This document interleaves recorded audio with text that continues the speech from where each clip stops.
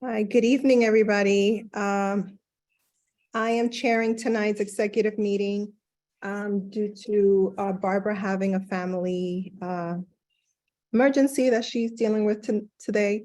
So I'm hoping to get us through, hopefully by 8 o'clock, 8:30 the latest.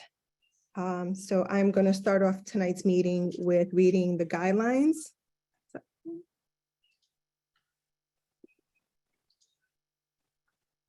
Okay, this is Bronx Community Board 7 executive meeting. The committee agenda is as follows. On March 21st, 2023, Mayor Adams issued Executive Order 363, extending the state of emergency through April 21st, 2023. Accordingly, boards are able to continue to act under the state of emergency section of the Video Conferencing Law, Chapter 56, Part WW. This allows the board to continue remotely. Minutes and video recording will be made available on our website. If you are calling into the meeting on the conference, controls while joining the meeting from a landline or cell by calling the dial-up number. To hear available commands, enter ** on your phone, *6 to mute and unmute yourself, *9 to virtually raise your hand. How we will conduct the meeting is as follows. The Code of Conduct for Meetings, Penalties, and Actions. Bronx Community Board 7 has the right to remove and/or ask a member of the public to leave a meeting or block participation of anyone who engages in inappropriate conduct, including but not limited to obscene or offensive images or language, personal attacks, threats, or any other behavior that is reasonably impedes the orderly administration of the meeting. Repeated offenses will be reviewed by the board's executive committee and any other assigned committee for a ban of the participation. The amount of time to be objectively determined by the above committees in the event of repeated disruptive behavior.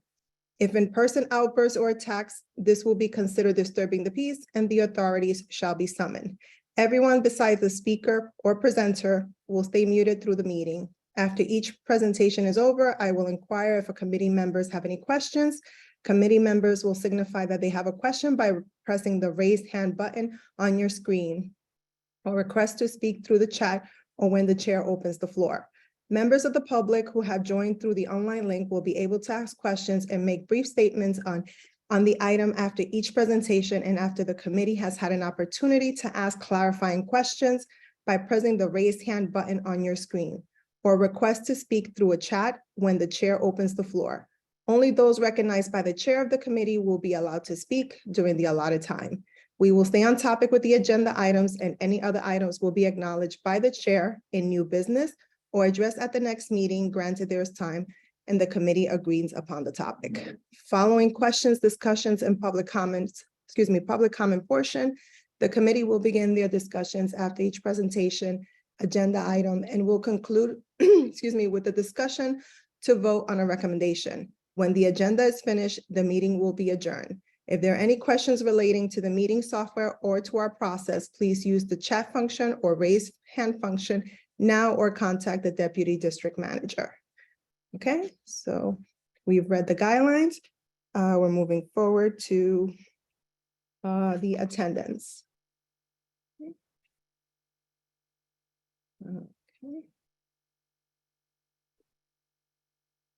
Barbara Stronser, we know, is not in today. Eric Asensio. Eric Asensio present. Thank you. Betty Arce. Betty Arce present. Okay, Jahira Arias present. Michelle Avila. She said she was going to be a little late. Andrew Leosa. Andrew Leosa present. Thank you. Leuris Acosta. Leuris Acosta present. Thank you. Edgar Ramos. Edgar Ramos present. Thank you. Chad Royer. Chad Royer present. Thank you. Victor Saldaña. Victor Saldaña present. Thank you. And Ruth Caraballo, we know she will not be attending tonight. Okay. And we have a quorum. Okay, moving forward. Review of previous minutes. Carla, can you pull up the minutes, please?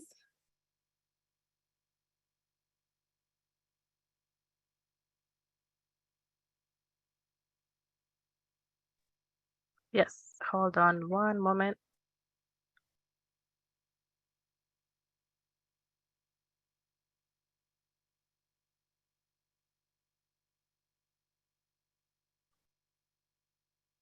Okay.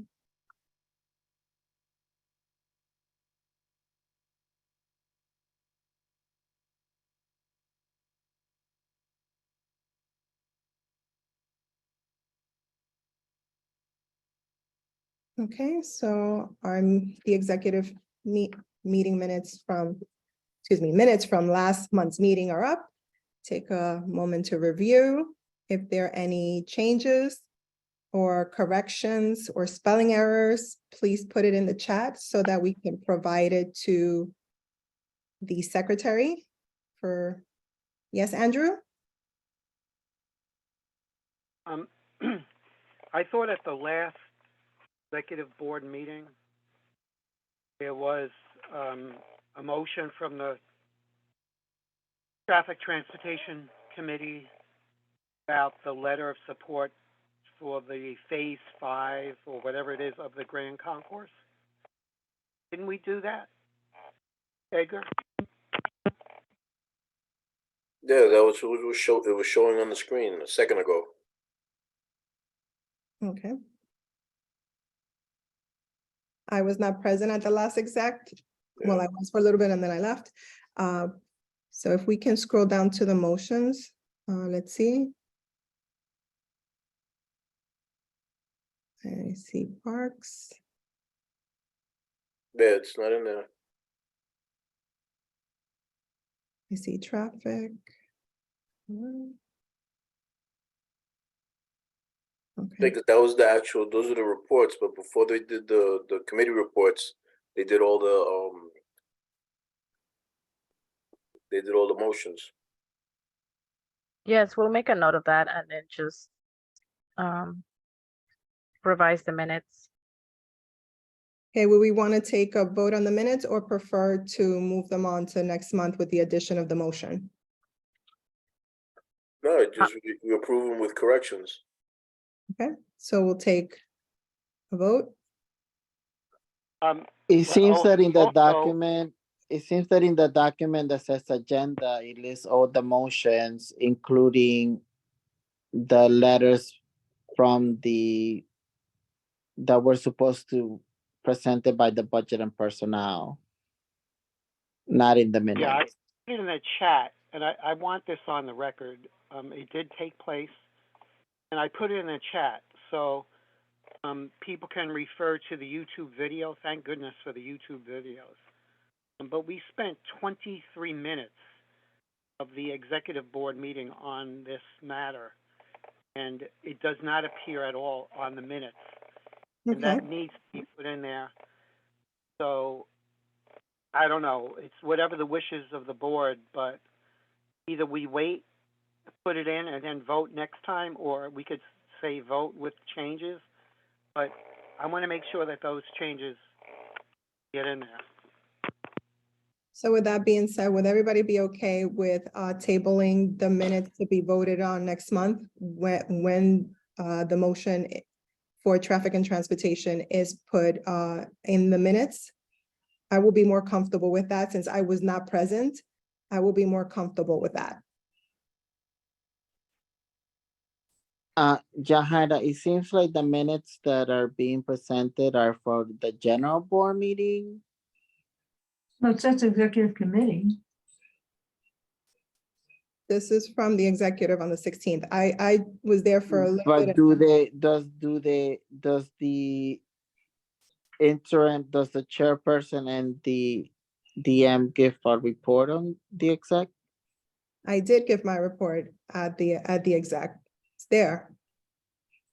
Yeah, it says the DM's report and the chair's report. Yeah, it's this the first page. However, the contention here is the motion that's missing. So since I was not there when this motion was talked about, I will be more comfortable tabling the minutes for next month when that motion is put on the minutes and have the board vote. Was this an omission, just a mistake? Or, I mean, I don't see why we need to prolong this any further. Why can't we just say we accept the minutes with the correction of the inclusion that was unintentional, whatever? We could always refer to the YouTube video where it was discussed. So, I just think we're prolonging something that doesn't need to be prolonged. That's my feeling, since most of us remember the discussion on this topic. Okay, would we want to vote? This is a public record. There were two motions from two committees, actually three motions. Two motions from the Budget Personnel Ethics Committee, one Right. motion from the Traffic Transportation Committee.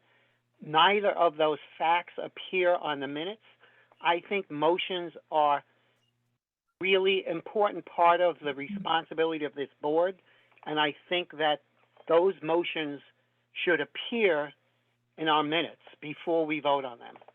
Okay, well, this is why, again, I would feel more comfortable tabling Fine. this till next month when the motions are corrected in the minutes. Would everybody be okay with that? Well, put that way, if it looks like we're missing several motions, and I stand corrected. I thought those were included on, since I'm not seeing, this is where motions are. We don't have them anywhere else in these minutes, correct? They're not anywhere else? No, they're not. If someone would like to see that, they'll have to watch the YouTube video. Okay, got it. All But- right, then we should table this. Okay, I move that we table this for the next meeting when everything that should be in here should be in here. okay, so Betty, so my motion would be to table the minutes for next month. Betty, you're seconding it? I second, yes. All in favor? Aye. Okay, I'll take roll call for it, just to be on the safe side. Okay, Eric, I agree to table. thank you. Betty, you second it. Yes, and I agree to table, yes. Ija Arias agreed to table it. Michelle, I'm sorry, Jahaira, can you repeat the matter, please? we are having a motion to table the minutes for next month because there's a motion information missing. Agree to table. Thank you. Andrew, Andrew Leosa supports the motion. thank you. Lauris, Table. thank you. Edgar, Edgar Ramos agrees to table it. thank you. Chad, I agree to motion to table. thank you. Victor Saldana, I agree to table the discussion. thank you. And Ruth is not here. Okay, so the motion passes. We will table the minutes for next month's meeting. Okay, moving along. Okay. So we have the district manager's update. Carla, Oh, yes. Apologies, let me pull that up. All right, so very quickly, the Department of City Planning has published the Bronx Community Board 7's community district statements of need on the community district profiles. And we are accepting applications for the New York Yankees scholarships for youth between the ages of 13 and 18 years old. I will put this information in the chat as well. The deadline to apply is Monday, April 17th at 12 p.m. noon. And you can tour the Kingsbridge Armory's drill hall on Sunday, March 26th from 11 to 2 p.m. Once I share this link to the report in the chat, you can also access the link to register for the tour. And they're accepting input from the community, until the end of April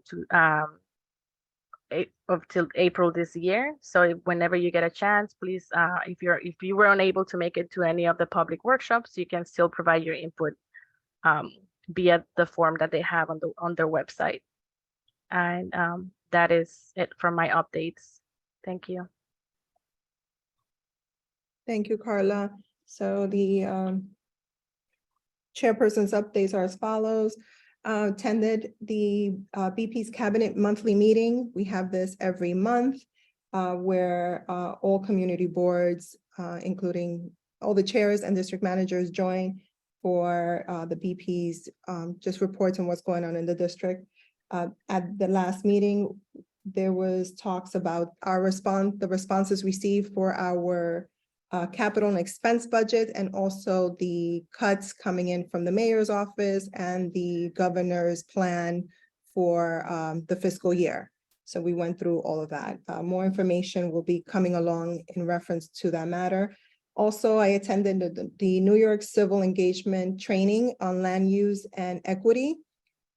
This was very informative, and if there's something that I want to push forward to everybody, please join it. It's very important. It tells a lot about what's going on and what the plans are for land use and equity in our district and the Bronx and the city of New York and within the whole state. It gives you an overview of everything that's going on and what the plans are. So the next thing, I just want to remind everybody to take a look at the April calendar for your committee meetings. We know that several holidays are involved in April. So we have Easter, Ramadan, Passover. And if your intentions is to, be away, people tend to go away on vacation and things like that. Please let the staff know so that we can rearrange the calendar accordingly. And with that, I end the chair's report. Okay. Moving on. We have two motions on the agenda. The first motion is from Parks, Recreation, and Cultural Affairs. Is anyone from Parks here tonight that would like to talk about this motion? Yes, Jaira, Barbara asked me to present the motion, and let me bring it up. The motion is to support for a PEP station at Van Cortlandt Park. The committee requests a letter be sent to the New York City Department of Parks and Recreation Commissioner stating our support for the installation of a PEP station at Van Cortlandt Park. Copies of the letter should also be sent to our elected officials. This is at the request of Community Board 8. Since Van Cortlandt Park is in Community Board 8, so it is their request for our support of a PEP station because there is only one PEP station. And they all work out of the Pelham Bay Park, and it takes 20 minutes by car to reach Van Cortlandt Park from this location. The increase in loud parties, ATVs, and other motorized vehicles in the park have created a need for additional PEP station in this area. The proximity of this location to other parks in the CB7 areas should also help to increase PEP surveillance in our neighboring parks. Funding is necessary from our elected officials to obtain this request. And that is the motion. Any discussion, any questions that I can answer? Again, I was not at the meeting, but I'm familiar with the issue, so I'll try to answer whatever I can. I think just for clarification, the fact is that the PEP station will be in CB8, but Van Cortlandt Park does go into CB7. That's correct. It's very, the proximity it's right there, right at the border. So it benefits us in some ways as well. Okay, Andrew, you had your hand up? Yeah, no, I was going to bring that up. I bet that the plan is to put it in CB8, and my suspicion was just verified. The other question was, I know there used to be park enforcement police in uniform hanging around the Oval Park in the rec center. So I'm a little confused when it said it takes 20 minutes by car to reach Van Cortlandt Park from Pelham Bay Park. Aren't there other PEP officers in local parks unless that's No. changed? No, the ones that have been, from my past experience with the Oval, they are only stationed for the building. And the immediate area right outside the building, the rec center, but they are not PEP officers that travel and go to other locations. Okay. They're assigned specifically to the Oval and the rec center in particular, the interior for the most part. It's like one officer, it's not two, it's like one officer at a time. And I don't even know if they still have that officer there, so I'll have to check on that. Okay, with that being said, can we take a vote on the motion?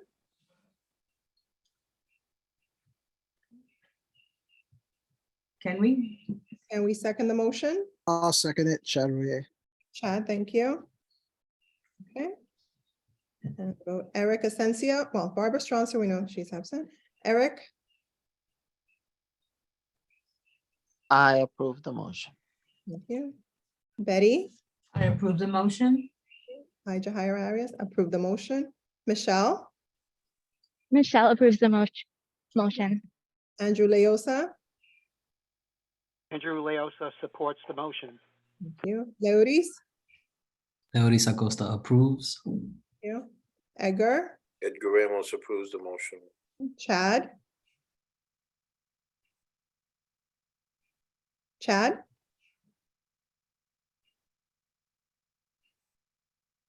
Sorry, my screen froze. Could you repeat what was the last thing said? okay, now we are taking a vote as to approving the motion. Oh, yeah, I approve the motion. Thank you.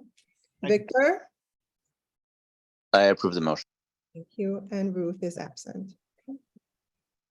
Okay, so the motion passes. Great, thank you. Barbara will thank you. We'll let Barbara know. Mhm. Okay. Next on the agenda, it's a motion by the Health and Human Services. Michelle? Hi, Jahida. Can they please pull up the motion? I apologize. I'm trying to get on through my computer. Pull it up.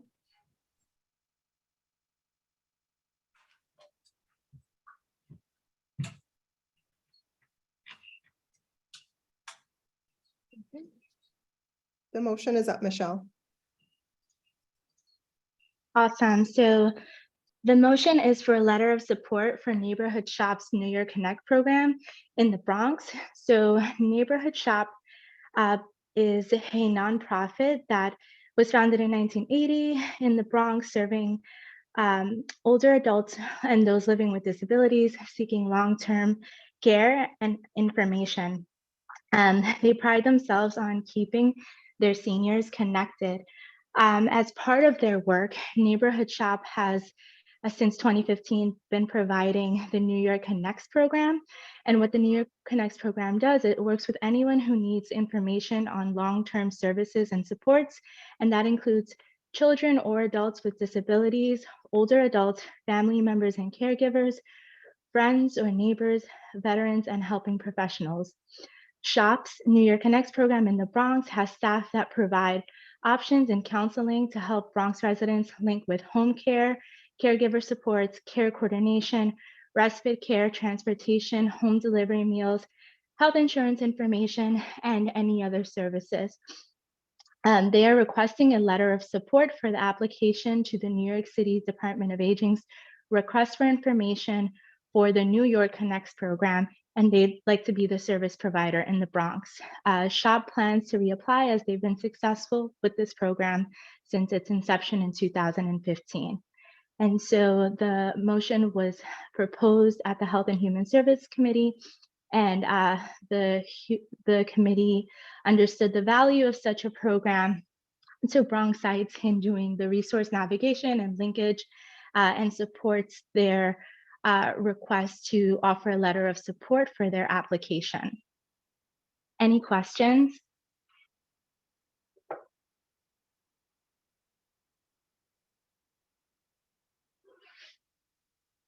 Any questions for Michelle? No? Okay, with that being said, do I have a second for Michelle's motion? I'll second. I it. second. Okay, thank you, Eric and Chad. So we'll take a vote. And Barbara is absent. Eric?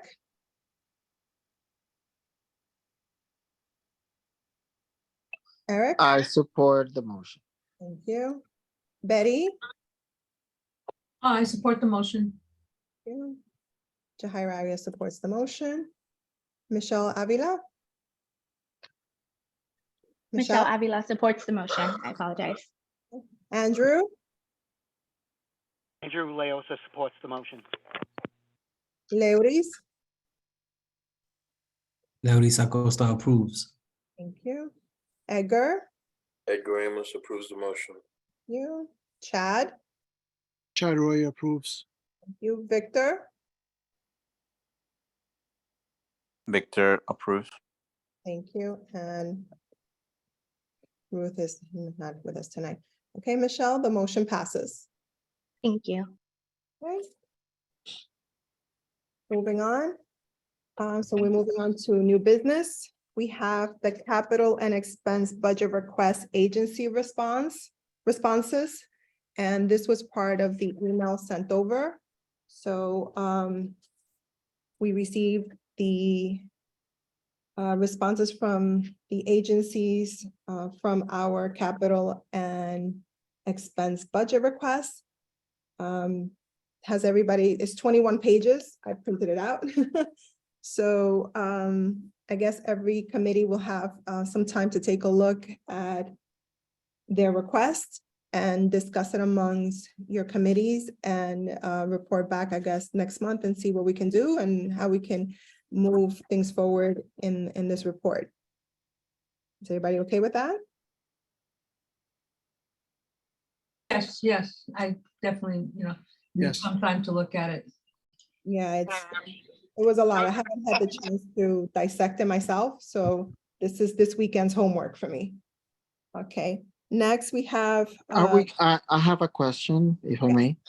Are we gonna be hosting sessions with the elected officials on these matters? Well, that is the goal, that every committee goes through their requests. And if that is the case, then we will make the staff will make arrangements to have an elected official come on board and talk on your committee, or maybe at an exec or a general to discuss any questions that the committees may have in reference to their responses. Okay, I'm just asking because we only have 3 more executive and general board meetings before we start putting together the new budget in September. And if we could knock off a lot of these items in discussion with the elected officials, it would be amazing Okay. or good, Unfortunately, we didn't. in my opinion. Unfortunately, we don't have control as to when the responses came in. They're here now, and we can try to do our very best. So this is why, if everybody can take a look at them as soon as possible, and with your committee, and see what questions you have, what elected official you need to speak with, and we can try to work around it so that we can have maybe an earlier meeting, maybe at 5:30, where we can have the elected official answer your questions, and then we can move on to board business. Okay, we can try to work it out. Yeah, I think just to piggyback on that, I think the idea was also to take some of these items. Each chair was going to look through all of them and see whichever items you could actually make as topics for your agendas moving forward. So all the agendas from April, May, and June, and that way you can have those conversations at each committee meeting. Correct. Okay, Michelle? I would also say that since we're in the city budget process now and the city budget has to be finalized for June 30th, if the agencies are recommending that we go to a council member or address a specific agency, we're like, this is the right time to do it. So I think we do have enough time. It's just about seeing what we want to follow up on and then what would be the best way to get something on their agenda. So yeah, I'm happy to connect via email if folks feel strongly about moving a particular issue. I work on city budget outside of my community board work, so I'm happy to help support in that way as well. Thank you, Michelle. And also, once we have, questions and stuff for the elected officials, they've been very responsive to us. They don't shy away from our board. So we can have them come in or, do a little meeting, however we can get them to answer any questions that we may have. They're very receptive. And we're one board that's lucky enough to have these elected officials that do respond to us when we need assistance and we have questions. Okay. So moving on, we have Department of Transportation letter of support for grant application. Edgar, that's from your committee?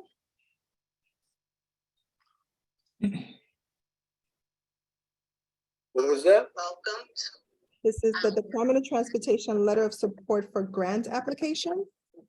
I don't. No, that was sent to us recently, so it didn't really make it through the committee. Okay. But I don't see anybody from DOT at this meeting, so they needed a letter of support to apply for a grant. And it was sent after our meeting. Okay, so this will be moved forward to Traffic and Transportation for April, the first week of April? Yep. Okay, thank you. So this is being moved to committee for next week. Well, a week and a half, actually, because we'll be in April. Okay, moving along. We're moving on to committee reports. I'm gonna start with Budget, Personnel, and Ethics. Andrew? Thank you.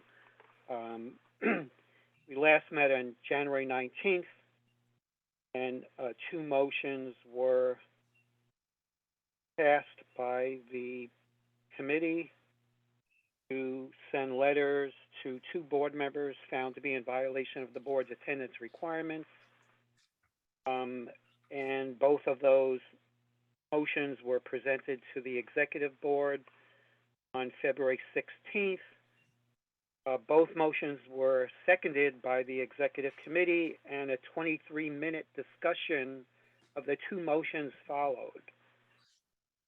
Both motions failed to receive a majority vote by the executive board members, and both motions failed. End of report. You, Andrew. Education, Youth and Libraries, Leotis. Hello. In March, earlier this month, we actually had a pretty lively meeting. We had the Office of Pupil. Well, actually, first of all, as Carla mentioned, the New York Yankee Scholarship is now accepting applications. We're accepting applications. As you know, we struggled to get the 5 applicants last year, so we really want to get that going. We want to pull that up and get some quality submissions. So please share with your networks and help us out. But yeah, we had a lively meeting. I feel like our committee is building momentum. I'm actually trying to recruit, so I might be attending your meeting and trying to steal some members to join my committee. I don't know. Oh, we need to grow. We're only 5. But just sharing, if you have time, check it out on YouTube. We've been having productive meetings, and we're gonna keep it up moving into March. Very happy to hear that. Environment and Sanitation, Betty? Yeah, before we continue, I just wanted to mention to Lodi the issue of the libraries. The mayor's budget is cutting, his proposed budget, cutting library funding, which I think we need to fight back on, and I'm hoping that our city council will support that. The other thing I just wanted to raise, it's not a public school, but St. Brendan, the Archdiocese of New York has issued a list of parochial schools that are closing. And one in our community board is St. Brendan School. Whether it's public or private or parochial, these are options for parents. And I think we need to be supportive of families. They're fighting and putting up signs to save the school. It's a small school and it serves the population that it does. And so we're hoping that, people will support that. I don't know how effective it'll be, but June will be the last class, and these families will then have fewer options. Our schools are overcrowded. Our public schools are overcrowded. So I don't know what is it that we can do to be supportive of keeping some of these schools open. I'll leave it at that. All right. Betty, can I Yeah. just reply? So that actually came up at our last committee meeting, and a representative from the council, Councilmember Sanchez's office was there to kind of explain why. And a parent or just community members shared a petition, but that's another matter that I would love to support more. And regarding the libraries, I would love to, like, what can we do, or what can our committee do to, like, can we write a letter of support to our local libraries? Because Yeah, I'm we ready. probably could do that. We probably, through our city council, we just have to make it known that we will not, we don't want any more cuts. This is, especially the few that we have, they really are like a lifeline for a lot of our immigrant communities. So yeah, definitely, I think that we should be out there. I have a feeling that the city council will probably push back on some of the proposed budget cuts that the mayor has put out. And I'm hoping that these libraries will continue to function. Even during the pandemic, they were important lifelines for a lot of people.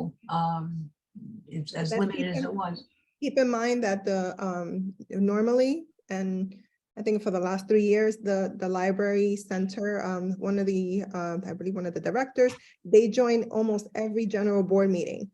So they're probably going to be at next week's meeting, and this is definitely a hot topic. Right. I wouldn't be surprised if it's brought up and we can have a discussion there.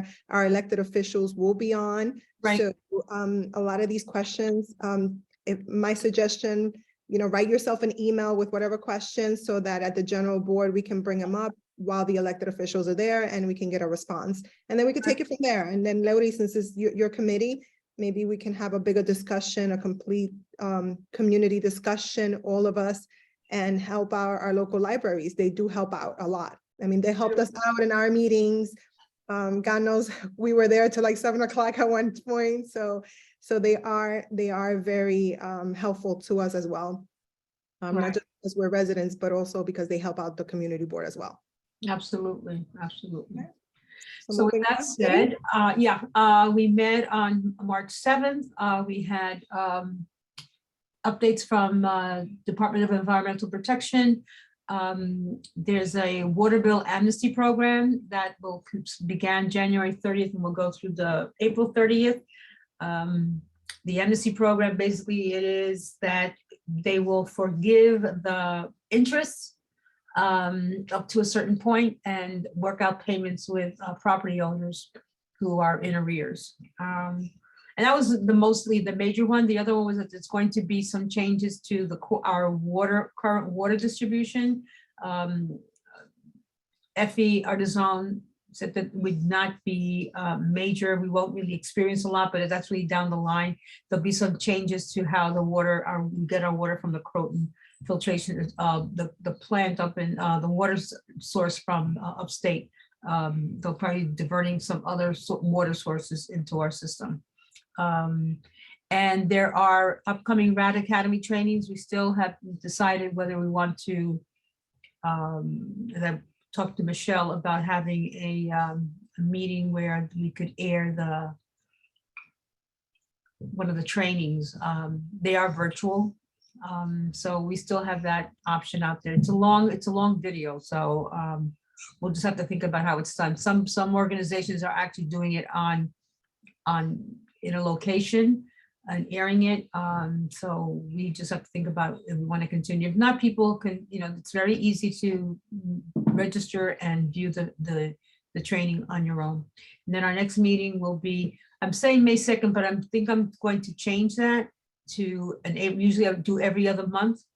But because of the budget and the response that came out, I want to review that, and I think we'll use that for the April meeting, which will be, I believe, April 4th, not mistaken. So I'll make a correction and we'll put that up as the next meeting date. And Carla, I don't know if the April calendar is out yet, but if there's no environmental committee meeting, we'll need to correct that and add that, okay? Yep, sounds great. Thank you. Okay, next, Health and Human Services, Michelle. Thanks, Jahida.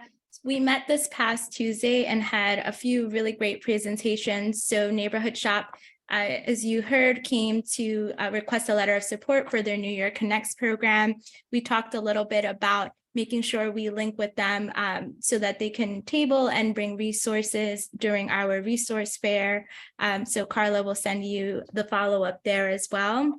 We also had two presentations focused on aging. So one was from the New York Academy of Medicine, and they're actually partnering with the Bronx Borough President's Office to do a survey specifically for seniors or those adults aged 65 and up who live in the Bronx. I want to hear from each older adult about how well the borough is meeting their needs and suggest ways that the Bronx can better support older adults and people of all ages. The survey is anonymous, and the collected data from the survey is going to be shared directly with the Bronx Borough President's Office, along with recommendations on how to make the Bronx a better borough for people to age in place. I'm going to drop the link to the survey in the chat.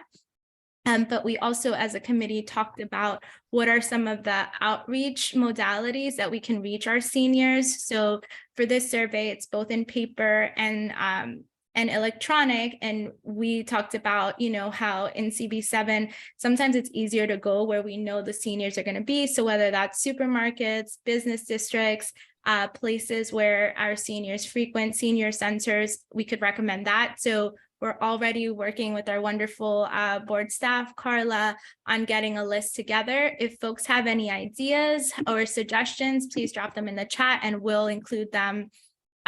We'll include that in the list that we send over to them.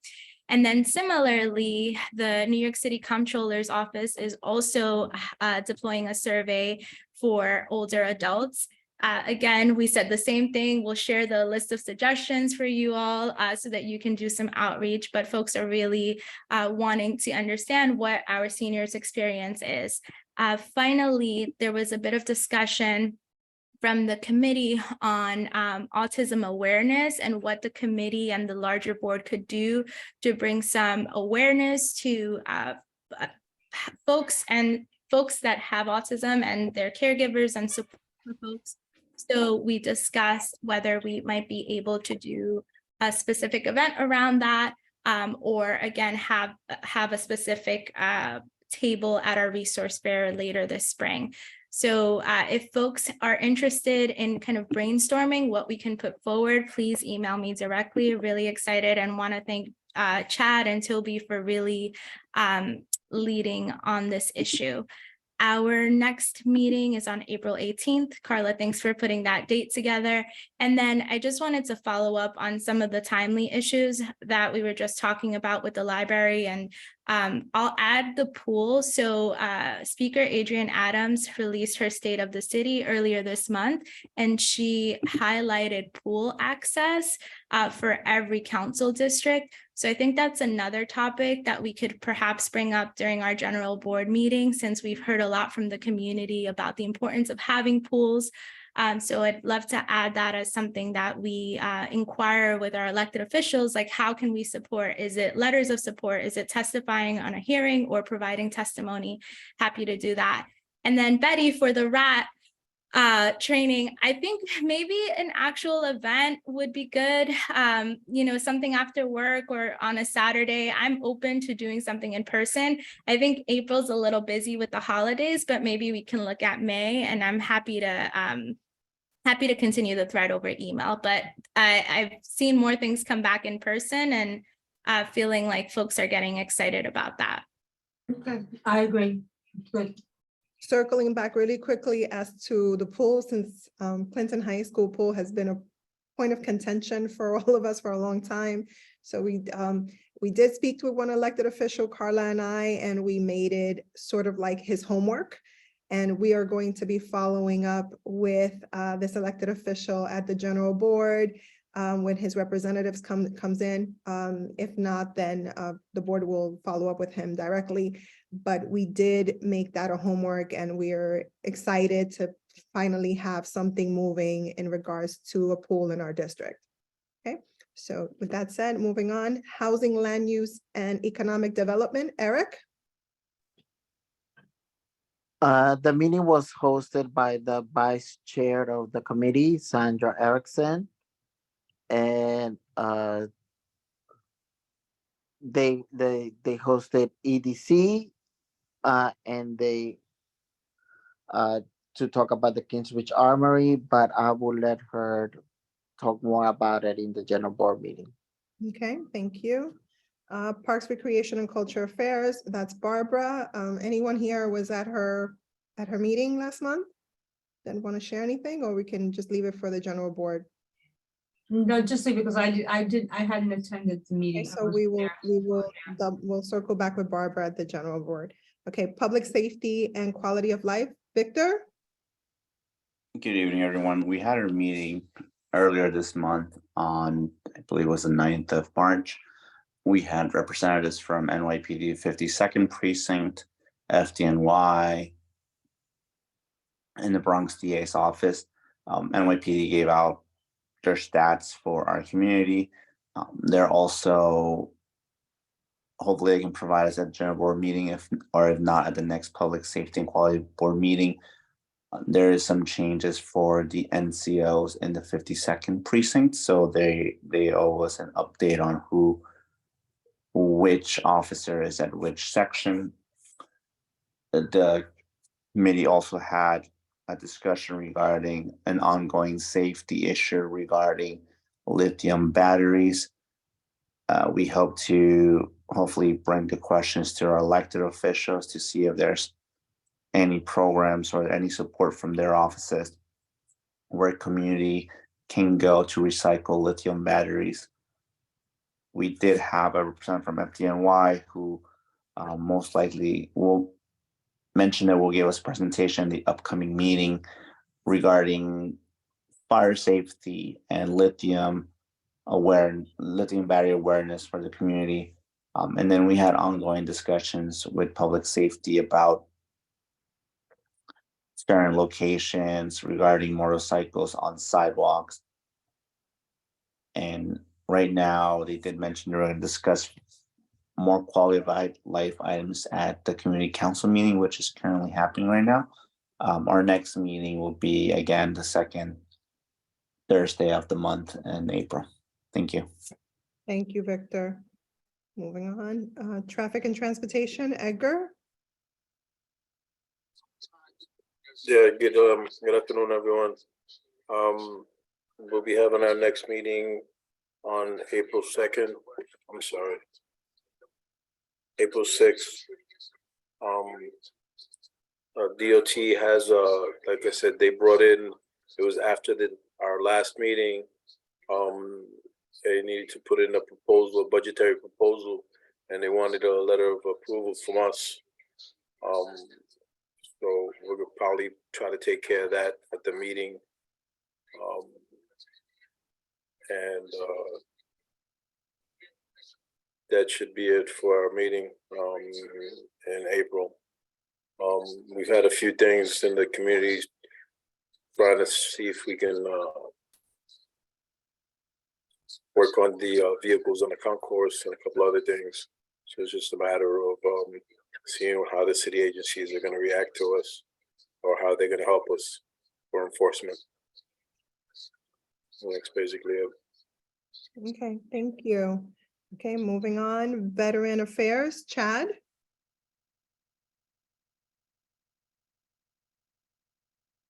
Hi, good evening, everyone. So I just put in some information in the chat for folks to read up on regarding the PACT Act. So we had Sean Kingston from the VA give us some updates on the PACT Act and how it can help veterans who may have been exposed to toxicity or burn pits while they were at war. And what they're advising veterans to do is to get screening and see if they're eligible for compensation. We also had a presentation from Volunteers of Legal Service, also called VOLS. Peter Kempner, who was our legal director, came and discussed a little bit about what they do and how they can help veterans. They focus on folks toward the end of their life, how they can plan financial documents, power of attorneys, et cetera, et cetera. They provide free legal assistance under those conditions. We also had a follow-up from Pastor Crespo, who is working on an archival project regarding collecting documentaries and experiences that veterans have faced so that Bronxites can be recognized as veterans in the neighborhoods. Another thing, the 20th of May is when we'll have the Bronx Victory Memorial flagging event. That's going to be an annual thing for Memorial Day theme and the Veterans Day theme. So it's going to be May 20th. The flyer will be coming out soon. And there's one other thing that I'm missing. We are planning a Veterans Resource Fair. We have a tentative date of June 3rd. The committee is going to discuss logistics, and I want to thank Carla for her insight and her input in helping to put that together. We're in its infant stages right now with that, so we hope to get more details coming soon. If there's anything else that I missed, it's in my minutes. And that concludes my report. Thank you, Chad. Okay, next I have the ad hoc bylaws.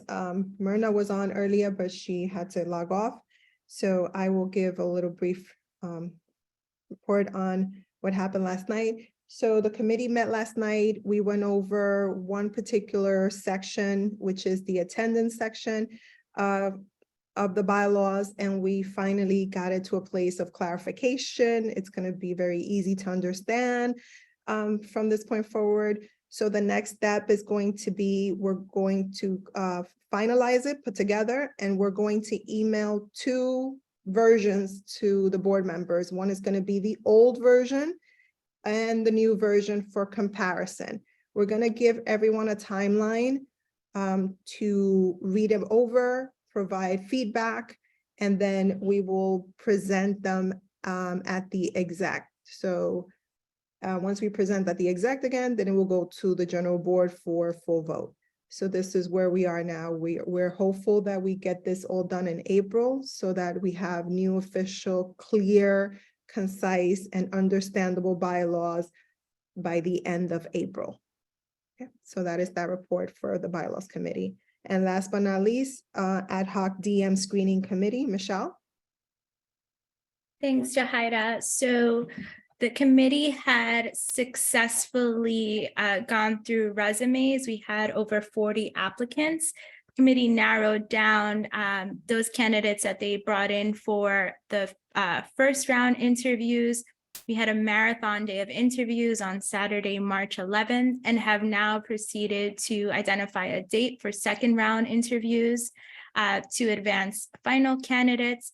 We will have a public meeting in the first week of April to discuss final selection and then move the candidates or candidate forward to the executive committee and general board meetings in April. Thanks so much. Thank you. Okay, that concludes all the committee reports. We don't have any follow-up on previous minutes because we did not we decided to table. The next meeting date will be April 20th, 2023.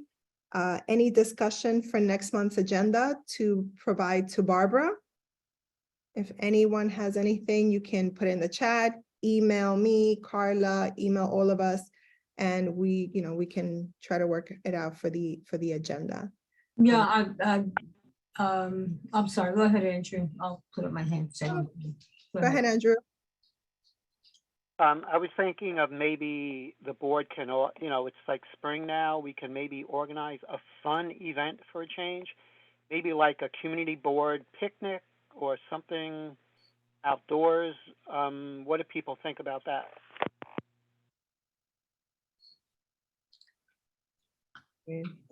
I don't mind. The weather's getting nice.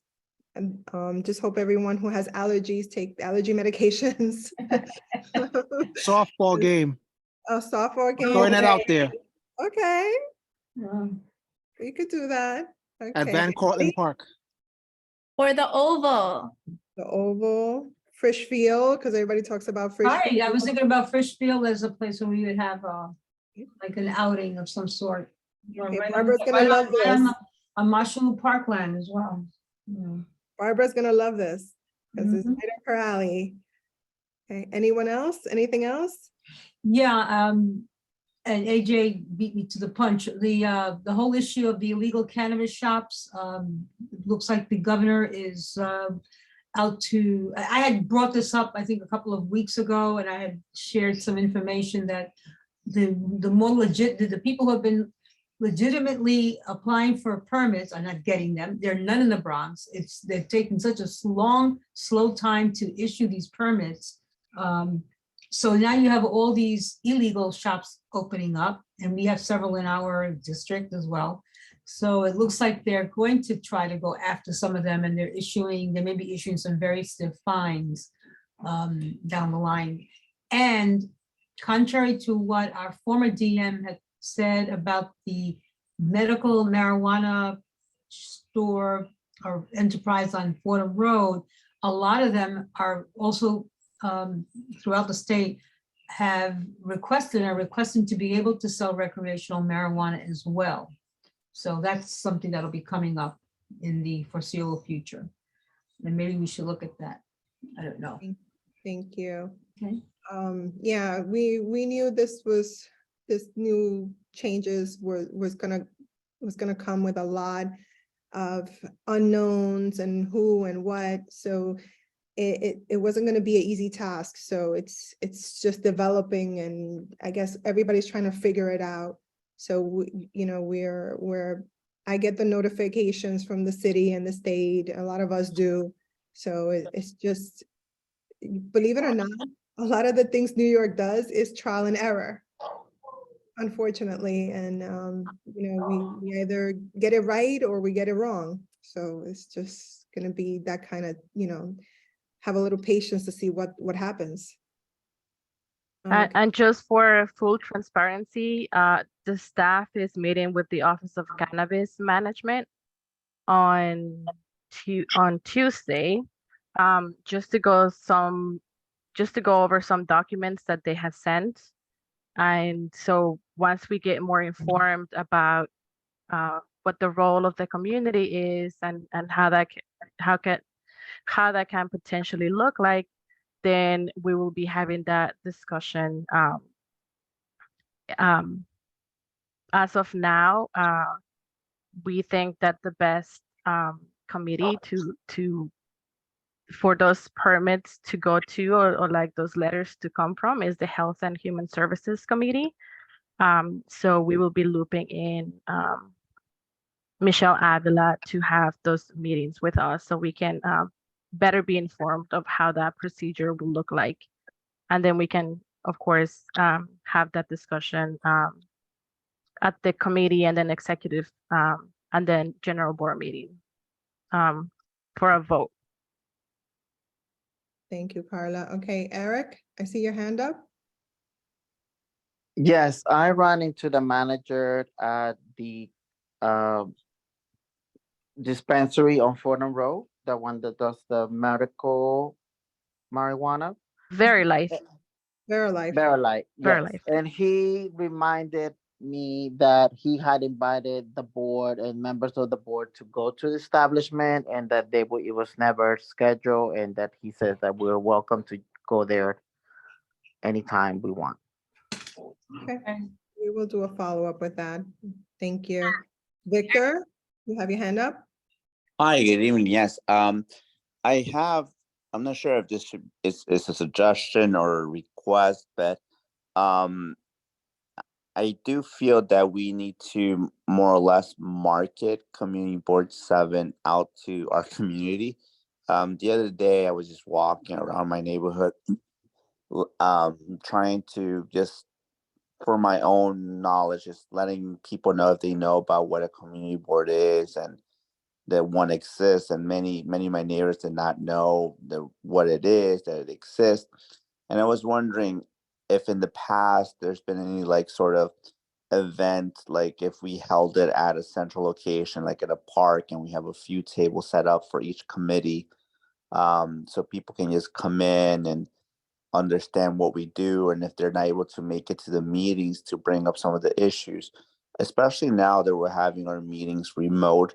If we can maybe schedule some sort of community event, or us park ourselves somewhere in the park before June, that the community can just come in on a Saturday morning or early afternoon, and at least know who we are, what the committees exist. Maybe we can get more participation.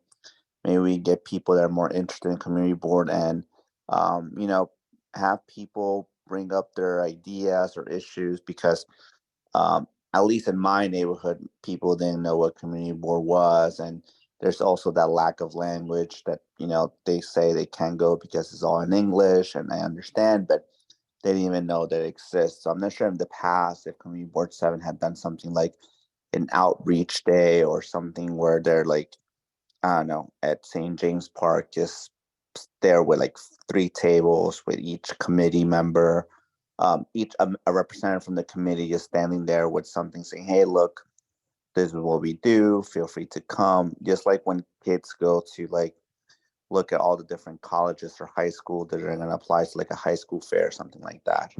Yeah, we have a resource fair that we do every year. Cause Victor, you live on my side of the district, so I always feel like I always represent my side.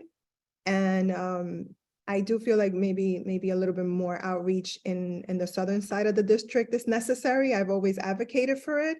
Right. So let's work on it. Maybe the softball game could be on the south side of the district. Maybe we can make it a community thing where everybody can come out and talk to us, and we can have it that way. So this is great. We can all brainstorm it and try to do something. Not that the weather's going to get nicer, and we can do maybe 1 or 2 events a month where all of us get together. It doesn't necessarily have to be something crazy, but just all of us get together and That's just great. If we can do like, I think where the last meetings are in May, so maybe if we can do something before Memorial Day or something, because then I think we're in a break until August or September.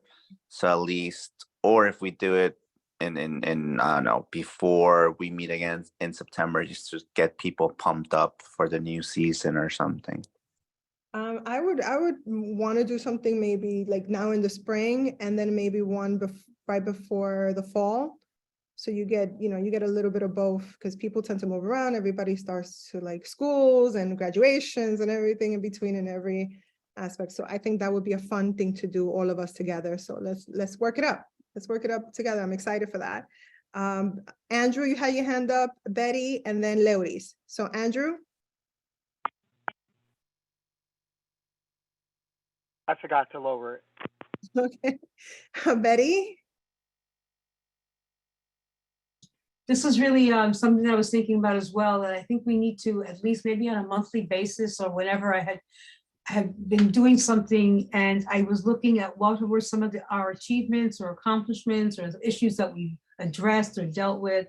And I think we need to, say that. We need to begin to compile that, and on some kind of level, quarterly level or whatever, that should be part of what we do, maybe even at our general board meetings, which is, these are the things we've accomplished. so far. These are the things we've handled. We also used to have like a newsletter. I mean, you know, it's a lot of work, I know, for staff and whoever to put together a newsletter of some sort, even if it's an annual newsletter, it's doing that same thing. And if we do outreach, we need to have something in writing, you know, what is a community board? What is it that we're doing? So we have to really think about this. It's fine talking, but we need to have something to back it up as well. You know, have some literature, have some handouts, something. And I'll leave it at that. I remember at the last resource fair, I felt a little bit like we didn't have enough, and we did a lot of talking, and it was only me, and I forget what other board member. It wasn't well attended by board members. It was a staff basically handling the table at the resource fair. So we really have to get board members to be volunteering and coming out to these events as well. So it's Right. And Betty, was that resource fair? I can't remember. Was it on the weekend or a weekday? no, 'Cause I it was feel like- it was a Saturday. It was a Saturday, and it was at Yeah. Pope Park. Yeah. It's always, the resource fair is always the last Saturday in June.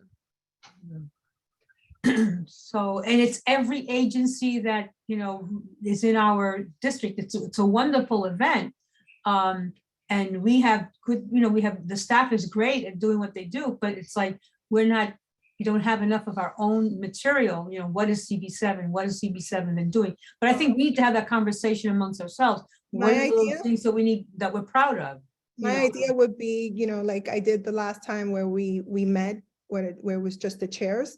Let's have something like that again. Let's just get our heads together, what we really want to see there, and work it out that we can try to get our board members to commit to coming, even if it's an hour.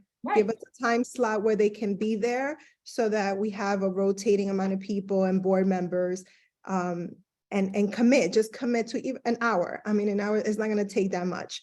So let's talk about it offline, and let's get our board members to commit to at least an hour of coming through and volunteering, because this is what we all do, and make it happen so that we can have a better outreach. Who handles a resource fair? Who is it that actually coordinates that? That comes from, So the staff provides the admin backbone support for all events.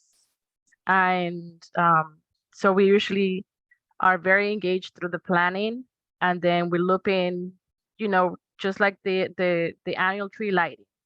We send out an invite and we say, we're hosting this planning meeting. If anybody is available, you're more than welcome to come. And so, but it's heavily supported by the staff. And just because we understand that a lot of you have full-time jobs and have other responsibilities. And so we do a lot of the work, but when it comes to executing an event, that's where we need as many hands on as we can get. Right. So as AJ is mentioning, Pope Park is going to start undergoing renovations. So maybe we should look at another venue, whether it's the Oval or Harris Field, I don't know, whatever. Right. So and then also we can also use that space that's used for the market. Oh, the street? Yes. Oh, yeah, right. We had the street closed off. Fordham Plaza, the Fordham Plaza area for the market.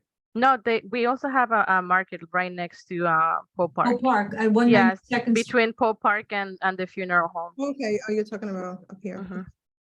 All right, Leotis, and then Eric. Yes, so not too long ago, I was looking up old minutes on our website. And on the Education, Youth and Libraries Committee, I noticed that not only were there committee members listed who are no longer on the committee, but it's the wrong chair listed. I'm not sure if that's the case for other committees, but just flagging it. I don't know who manages it. but Send it I'm happy over to support. to the staff, and they'll take a look at it. Copy. Eric? Were we supposed to discuss something about a liquor license? That has been tabled for next month. Okay, thanks. The agenda was updated. That is on those because a few things happened. So that is being pushed back for April. Michelle? Jahida, I wanted to address a question that was put in the chat by a member of the public, I believe, and it was regarding the protocol for candidates in the hiring process. So I did want to just take an opportunity to clarify that. So the hiring process is really overseen and advised by the Bronx Borough President's Office and the city. And so as the city put out the posting for the DM position, for the district manager position, and we received applications from that portal. All of the applications, the names and the contact information was blacked out. So the committee did not review any resumes with names or identifying information, including email. So they did not have the opportunity to go back to candidates that did not move to an in-person interview. I will follow up with the Bronx Borough President's Office and ask if the city sends an automatic response to applicants relaying, sorry, at this time, we are not proceeding with you as a candidate, but I just wanted to clarify that for the sake of transparency. As the candidates move forward, we're able to, of course, meet them, but prior to that, the committee does not have access to any of their information and cannot correspond with the candidates directly. And Jahida, I don't know if you wanted to say anything else. No, that's perfect. We did not control that aspect of the process. That came directly from the city and the VP's office. So unfortunately, we did not have control as to those who applied and basically the response that could have came directly. It doesn't come from us, it comes directly from them. So we hope we've answered your questions. If not, please email us, put in the chat while we're still on the Zoom, and we will try to do our very best to respond. Okay. With that being said, I think this was a great meeting. We have a lot of ideas for the spring, getting together, hanging out, softball games, picnic, resource fair, all the good stuff. So hopefully we will be able to get all together and have a good outing with everyone.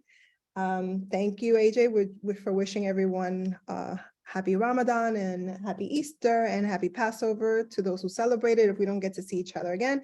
But we are seeing each other again on next week. We have our general board meeting. So with that being said, anything else before I ask for a motion to close? One last thing, this is the teacher in me. I reviewed the past minutes, looking at some stuff, and I'm a little disappointed in, and I'll have to say it, the minutes of our committee meetings are important. This is the record of what work we do, and I've found that many of the minutes are lacking in substance. That's all I'm saying. And I think that maybe at some point we need to address that, getting people to do a better job of writing minutes that are a little more concise. Even though we do have the YouTube as a backup, I think it's important that the official written record be as concise as possible. It doesn't have to have every little detail, because as a chair, it's really hard to keep minutes, to keep the notes. But at the very least, you use the Zoom or the recording to help you recollect what's going on and try to fill in as much as possible. So I'm just saying that I was a little disappointed in some of the quality of the minutes. And I'll leave it at that. Thank you. Thank you. Okay, with that being said, can I get a motion to close our meeting? Motion to adjourn. Thank you, Michelle. Anyone second? Second. Okay. Got it? All in favor? Aye. All right, everybody, it's 7:49. Thank you for joining tonight.